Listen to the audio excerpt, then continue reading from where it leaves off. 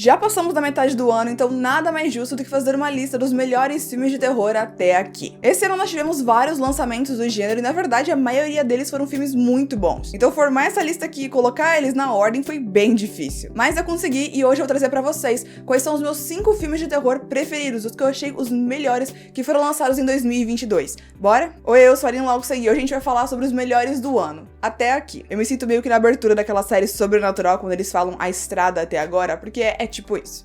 A estrada até aqui. Um detalhe muito importante desse vídeo aqui é que ele está sendo patrocinado pelo Elver, que também foi o primeiríssimo membro do time Ripley da nossa Sociedade Oculta, o clube de membros aqui do canal. Então, muito obrigada pelo apoio de sempre, Elver, e agora bora pro vídeo. Lembrando que a ordem aqui desses filmes reflete única e exclusivamente a minha opinião. Se você não concorda, coloca aqui embaixo qual é o seu top 5 de filmes de terror lançados em 2022. Quero muito saber e vai que eu pego algumas recomendações aí com vocês. Aliás, já fica a dica aqui, anotem o nome desses filmes, o que vocês não assistiram, eu recomendo muito pra vocês. Chega de enrolação e vamos direto pro quinto lugar com Prey, o Predador A Caçada, que lançou no Star Plus, e é o mais novo filme da franquia Predador. A história desse filme se passa lá no ano 1719, se eu não me engano, e conta a história da Naru, uma nativa americana da tribo Comanche que tem que lutar contra o predador que tá atacando a sua vila. Na verdade, toda a região dela ali. Eu curti muito o clima que eles criaram aqui com esse filme. Na verdade, se você conhece a franquia Predador, sabe que é difícil eles criarem um clima, geralmente eles pulam direto pra ação. Os filmes do Predador geralmente são filmes de ação com terror, já esse daqui foi mais suspense com terror, ainda tendo muita ação ali no meio. Eu gostei muito dos personagens, eu curti como eles fizeram ali a escalada da ação, da ameaça do Predador, a forma como eles colocaram, como ele percebe as outras pessoas como ameaça ou não. As cenas de ação também são maravilhosas, a direção desse filme aqui é incrível, impecável, a direção de fotografia, esse filme aqui é lindo, gente. Eu fiquei extremamente animada quando assisti esse filme logo no dia que lançou, fiz um vídeo inteiro aqui animadésima falando sobre ele, aliás,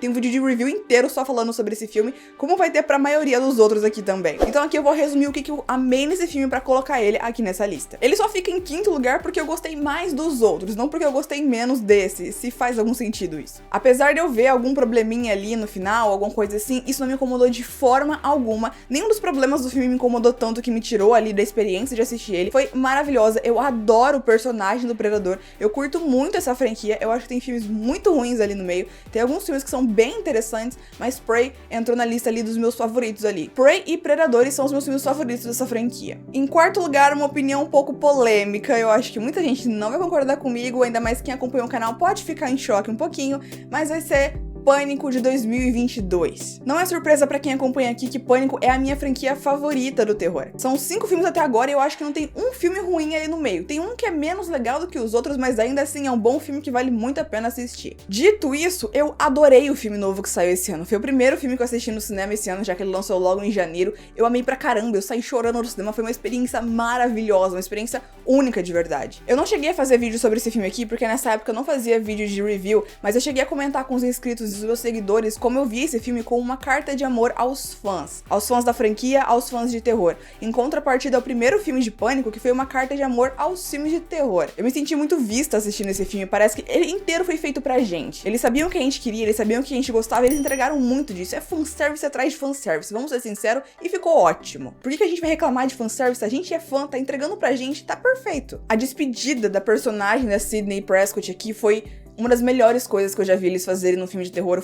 Tem um respeito tão grande com a personagem e com os fãs dela, não simplesmente, vou matar ela pra que ela saia da franquia, não. Teve muito respeito com os fãs e principalmente com o legado da personagem, que já tinha conseguido sobreviver a 4 filmes de terror. A mulher tá invicta, cara. Uma franquia inteira e ela ainda não morreu. Quem outra garota final pode falar isso? É claro, esse filme tinha uma proposta, assim, não que eles estavam vendendo o filme dessa forma, mas todo mundo meio que entendia que esse filme seria a despedida dos personagens recorrentes, o Dewey, a Gale e a Sidney. Então a gente tava indo assistir esse filme sabendo que eles iriam passar o bastão para novos protagonistas seguirem em frente com a franquia sem eles. Depois da morte do diretor que dirigiu todos os outros filmes, Wes Craven, lá em 2015, a franquia parecia que tinha morrido junto com ele e nunca mais ia continuar. E só continuou agora, só voltou, porque os diretores novos tinham uma ideia que todo mundo comprou e falou, cara, isso aqui é muito bom, isso daqui vai honrar o legado do Craven e a gente vai continuar com isso. Então a gente também entendeu que, como todo mundo, inclusive os atores, achavam que a franquia já tinha morrido antes, voltar agora agora era só uma oportunidade de se despedir de todo mundo. Daí a gente vai assistir o filme e tem aquele final lindo e maravilhoso, onde a Sidney basicamente tira o manto de garota final, entrega pra Sam e fala: eu vou ficar bem, tá tudo bem comigo. Foi uma cena incrível, foi uma cena maravilhosa, eu saí do cinema extremamente emocionada. Eu amei pra caramba. Dito isso, por que esse filme tá em quarto lugar na minha lista? Porque o motivo pra eu ter amado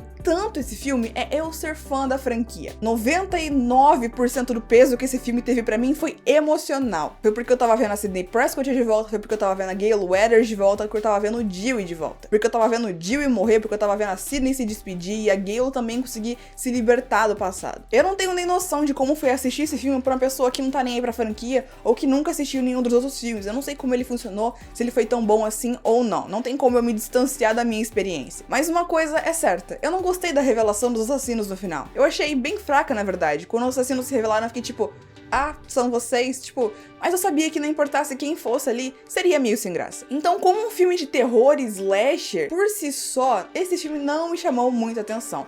Me chamou a atenção porque é Pânico 5. Então vocês entendem? Eu amo esse filme porque eu amo Pânico, porque eu amo a Sidney, porque eu amo a Gale, porque eu amo o Dewey. Mas comparando com os outros filmes que entraram nessa lista no meu top 3, com qualidade de filme, com a qualidade do filme inteiro, não dava pra colocar ele numa posição melhor aqui. De novo, eu não tô reclamando do filme ser um fanservice do começo ao fim, isso é perfeito pra mim que sou fã da franquia. Mas como um filme de terror isolado, isso não se sustenta muito. Eu amo Pânico de 2022, é meu segundo filme favorito da franquia, o primeiro continua sendo favorito ainda, mas esse aqui tá aqui, ó, lado a lado junto com ele. Mas nessa lista ele vai ficar em quarto lugar. Agora entrando no meu top 3, em terceiro lugar a gente tem Telefone Preto. E pra ser sincero, eu tinha colocado ele originalmente em segundo lugar, mas aí eu passei pra terceiro e já vou explicar pra vocês. Aqui nesse filme a gente tem a história do Finney, um garoto adolescente de uns 13 anos, eu acho, que acaba sendo sequestrado por um cara que tá sequestrando todas as crianças da cidadezinha dele. Ele fica preso no porão e é tudo muito assustador, e ele tem a ajuda de um telefone que é totalmente desconectado, mas que através daquele telefone ele consegue falar com os mortos, mais especificamente com as crianças que esse assassino já tinha matado antes dele. Esse filme foi maravilhoso, eu tava com uma expectativa alta pra caramba. Ele foi dirigido pelo Scott Derrickson, que foi quem dirigiu também A Entidade. Na verdade, dirigiu e roteirizou o Telefone Preto. E ele é estrelado com o Ethan Hawke no papel do vilão, que também era o protagonista de A Entidade. Então voltou essa dupla que funcionou muito bem naquele primeiro filme. Eu curto muito A Entidade, eu não acho um filme assim, uau, um filme perfeito e incrível. Eu acho que, inclusive, que ele tem o pior jumpscare da história dos filmes de terror, que é um jumpscare ridículo, inútil, e essa cena me irrita bastante, mas é um filme que me assustou muito quando assisti pela primeira vez, e quando assisti pela segunda vez também, talvez até quando assisti pela terceira, que isso sustenta muito bem e que continua muito bom até os dias de hoje. Então ter esse diretor voltando pro terror depois de algum tempo indo pra outros gêneros, inclusive de super-herói lá com a Marvel, foi interessante e eu fiquei bem animada pra ver. As pessoas estavam com muito hype pra esse filme e acabaram passando pra mim e eu tava muito ansiosa pra assistir ele. E vocês sabem que expectativa é a mãe da merda, eu tava com medo de dar alguma coisa errada, de eu ter uma expectativa alta demais e acabar me decepcionando com o filme, mas não foi isso. Que experiência maravilhosa assistir esse filme no cinema. Eu amei os personagens, isso é uma coisa que eu vejo muita gente falando, como esse protagonista, o Finney, a irmã dele, a Gwen,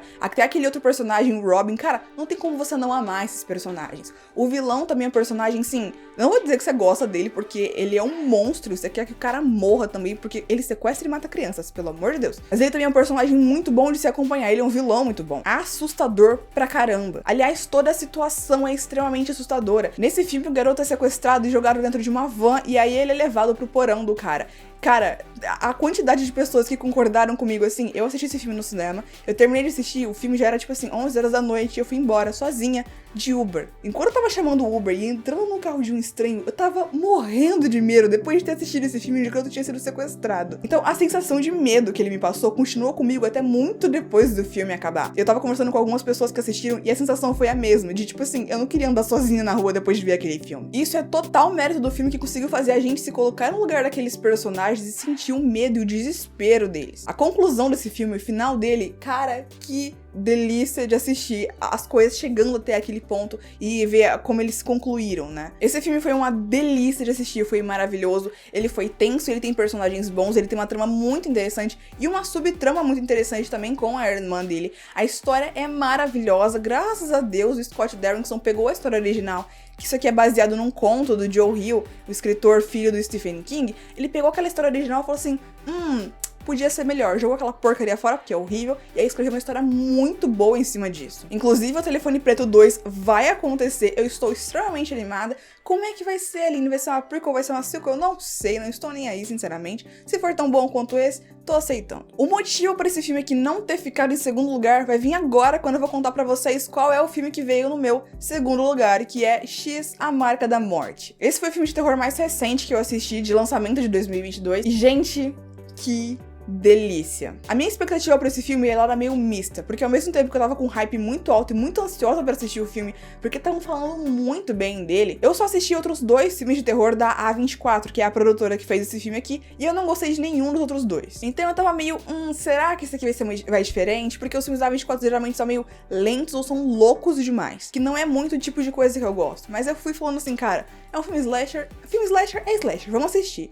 E que delícia de filme. Ele pega uma premissa básica de um grupo de pessoas sendo perseguidas por assassino. Ele pega uma localização muito comum aos filmes de terror, uma fazenda isolada, ainda mais no Texas. Uma época que foi muito explorada nos filmes de terror, que são os anos 70, final dos anos 70, começo dos anos 80. Então ele pega um monte de coisa que são lugares comuns. Você que assiste muito filme de terror, vai reconhecer muita coisa aqui, vai ser muito familiar pra você. Então não vai ter aquela resistência inicial ao filme, não, de jeito nenhum. Você já aceita tudo assim que começa. A influência de Massacre da Serra Elétrica aqui é uma delícia de assistir também. Porém, eu não tô dizendo que esse filme é uma cópia de todas as outras coisas que a gente viu antes. Ele pega todas essas coisas comuns que a gente já viu várias e várias vezes, ele coloca tudo no filme e fala, olha, parece uma coisa que você já viu antes, parece exatamente igual a outros trocentos filmes de terror que você já viu, né?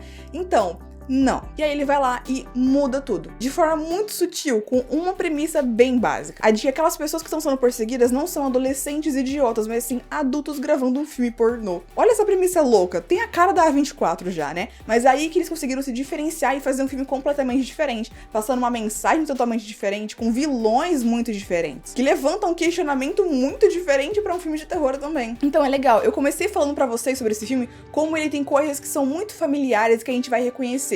E agora eu não paro de falar que ele é diferente. Esse contraste é muito bom e dá um filme incrível pra gente assistir. Eu esqueci de mencionar, mas eu fiz um vídeo de review inteiro falando só sobre o Telefone Preto, e eu também fiz um vídeo de review falando sobre X, A Marca da Morte, porque são filmes que, assim, eu tenho que parar pra falar uns 10 minutos só sobre esses filmes. Aqui eu tô resumindo o máximo possível pra justificar porque que eu acho que eles são os melhores filmes do ano, de terror, né? Fica aí uma menção honrosa, porque eu acho que The Batman merecia entrar nessa lista até, porque ele é um filme do gênero de super-herói, mas que tem muitos elementos de terror. Inclusive, eu também fiz um vídeo aqui pra falar sobre esses elementos de terror nesse filme e por que eles foram tão importantes pra fazer esse filme ser incrível como ele é. Porém, como o terror, ele é um subgênero ali dentro, ele é um gênero menor, o gênero de super-herói e de detetive, noir e tudo mais, é muito mais evidenciado e tá muito mais nos elementos que eles usam, eu não incluí ele aqui nessa lista. Coloquei só filmes de terror que são filmes de terror. Aí quem falar que o Telefone Preto não é filme de terror, ó...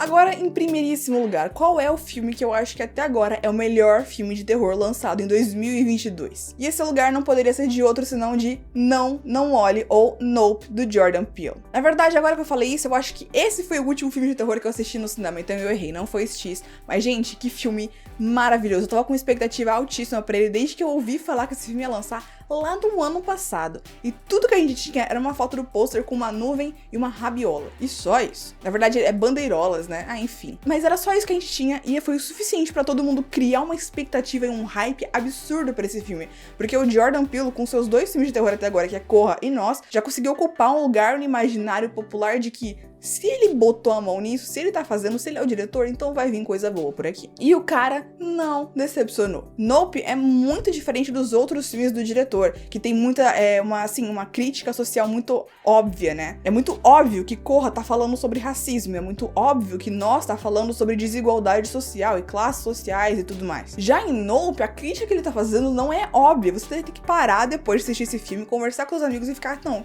O que aconteceu ali? De todos os filmes dele, esse é o terceiro, né? Esse daqui é o filme que mais foca em ser um filme de terror antes e ser um filme de ficção social, como ele chama, depois, em segundo plano. Então aqui ele vai mais focado no gênero, em deixar você nervoso, deixar você tenso, deixar você com medo, em mostrar a experiência daqueles personagens passando por toda aquela situação. Caso você esteja vivendo numa caverna e você não ouviu falar desse filme, que eu não sei como, porque realmente não paravam de falar sobre esse filme nos últimos meses, antes de lançamento, e depois do lançamento. Isso daqui se trata de uma família de irmão e irmã que acabaram de perder o seu pai e que moram numa fazenda. E aí eles descobrem que tem um OVNI se escondendo ali no céu, numa nuvem em cima da fazenda deles. A partir daí, qualquer coisa que eu te contar pode estragar a sua experiência. Esse filme aqui é pra você ir assistir sem saber de nada, mas, cara, que filme incrível. Eu fui sabendo justamente isso. Eu achava que tinha OVNI, eu sabia que tinha o Daniel Kaluuya, que era o protagonista, e que era dirigido pelo Jordan Peele. E foi só isso que eu sabia quando eu entrei no cinema, e quando eu saí eu fiquei, gente, não tava esperando por isso, não tava esperando absolutamente nada do que aconteceu ali. Cada reviravolta é muito boa, os personagens são muito interessantes, tem subtrama ali. Aliás, tem uma subtrama que é tão forte que parece que dava um filme inteiro só pra aquilo ali. Não é um filme que, assim, você vai terminar ele falando, eu entendi 100% de absolutamente tudo que aconteceu aqui. Você vai ter que sentar e pensar um pouquinho sobre ele, sim. Mas é uma delícia do jeito que ele é perfeitinho do jeito que é. Ele funciona como um filme de terror, ele funciona como um filme de suspense. A crítica que ele passa depois que você entende qual que ela é também é muito boa. A forma como ele usa esse subgênero, né, que é o gênero de terror com o subgênero de alienígenas, de OVNI e tudo mais. Eu fiquei com medo, pra ser sincero. Filme de alienígena, pra dar ruim, é muito fácil. O Jordan Peele conseguiu conquistar uma confiança muito grande da gente, mas ele nunca tinha feito uma coisa nesse estilo. Então eu tava assim, cara, ele vai cair na de bichinhos verdes com olhos grandes, o que vai acontecer com esse negócio de alienígena? Eu tava com um pouco de medo. Mas o cara surpreendeu, porque ele tacou ali um gostinho de horror cósmico também no filme, que eu não tava esperando de jeito nenhum. Foi uma surpresa maravilhosa e deliciosa de assistir, que olha, fez esse filme aqui, ó. Vai ser difícil algum filme que vai lançar depois, a partir de agora até o final do ano, conseguir superar esse filme aqui, na minha opinião. Não olhe, é o melhor filme de terror do ano. Por enquanto, até aqui, a gente tem mais alguns lançamentos que eu vou ficar de olho com certeza, mas assim, não sem grandes esperanças a gente vai conseguir entrar no primeiro lugar. Agora, em outubro, já vai ter o lançamento de Morte, que é o novo filme slasher da A24, que eu tô super ansiosa pra assistir também. E também vamos ter Halloween Ends, que finalmente vai terminar a franquia Halloween. Terminar entre 1 bilhão de aspas, que vocês sabem como que é em filmes de terror. Se tem final no nome, geralmente não é o final. Mas esse é o final dessa trilogia, pelo menos. Eu tô ansiosa pra assistir esse filme desde que eu assisti Halloween Kills em outubro do ano passado. E agora finalmente tá chegando a hora. Falando nisso, no mês de outubro a gente vai fazer a maratona de Halloween aqui no canal, que vão ter vários vídeos por semana, live toda semana. A gente vai poder participar, fazer muita coisa assim, temática, pra gente poder comemorar o Halloween. Que aqui no Brasil não significa muita coisa, mas que vai significar muita coisa aqui na ala secreta. Então, se você quiser curtir muito o Halloween, se inscreve aqui no canal. Ativa o sininho e fica de olho em tudo que chegar, porque a gente vai movimentar muito esse mês por aqui. Deixa o seu top 5 aqui embaixo nos comentários que eu quero ver, pegar algumas dicas de filmes com vocês, talvez os que eu não assisti ainda que valham a pena. Quais filmes que vão lançar de agora pro final do ano que vocês acham que tem chance de entrar no seu próximo top 5? Tô ansiosa pra ver se esse top 5 de hoje vai mudar pro que eu vou fazer lá em dezembro, hein? Eu espero que sim, eu espero que os próximos filmes que venham sejam muito bons também. Então é isso, gente, não esquece de deixar o seu like aqui no vídeo. Muito obrigada pela companhia e te vejo no próximo vídeo.